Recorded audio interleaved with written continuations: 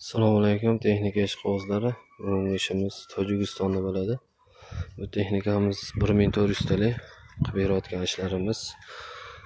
Ikkita podyon silindrlardan moy oqizar ekan. Xudo xolasa sandilarni qo'yib, mana podyon silindrlarni yig'ib oldik. Bu yoqda arim silindrlarni ham tushirib olganmiz. Sandilar ishga yaroqsiz holatga kelib qolgan.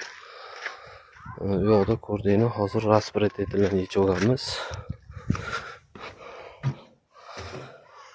Xolasa raspretiterlardan moy oqizar ekan. Polni sandilarni alishtirib, cho'tka qilib yig'ib beramiz.